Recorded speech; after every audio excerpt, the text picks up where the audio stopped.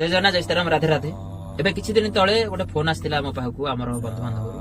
ଆଉ ତାଙ୍କର ଜଣେ ସମ୍ପର୍କୀୟ ଥିଲେ। ଆଉ ଯେହେତୁ ସେ ତାଙ୍କୁ ଘରେ ହନୁମାନଙ୍କର ଫଟୋ ଥିଲା, ଆଉ ସେ କହିଲେ ଯେ ଆମ ଘରେ ହନୁମାନଙ୍କର ଫଟୋ ଅଛି, କିନ୍ତୁ ହେଲେ କିଛି ବ୍ରାହ୍ମଣ ମତେ ମନା କରିଥିଲେ, କହିଲେ କି ହନୁମାନ ଫଟୋ ତମେ ରଖିକି ଘରେ ପୂଜା କର ନା।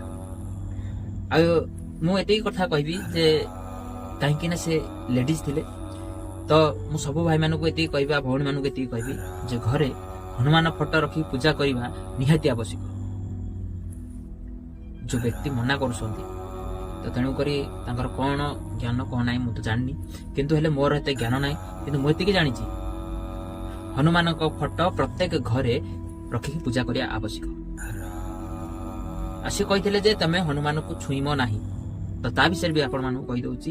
ହନୁମାନଙ୍କୁ ଆପଣ ମାନେ ଘରେ ରଖିକି ପୂଜା କରିପାରିବେ, ଛୁଇଁ ପାରିବେ, ଫୁଲ ଲଗେଇ ପାରିବେ, କିନ୍ତୁ ଆପଣ ଯେଉଁ ମନ୍ଦିରକୁ ଯାଉଛନ୍ତି ସେ ମନ୍ଦିରରେ ଯୋଉ ହନୁମାନଙ୍କ ପ୍ରତିମା ଅଛି ତ ତାକୁ ଆପଣ ଛୁଅନ୍ତୁ ନାହିଁ।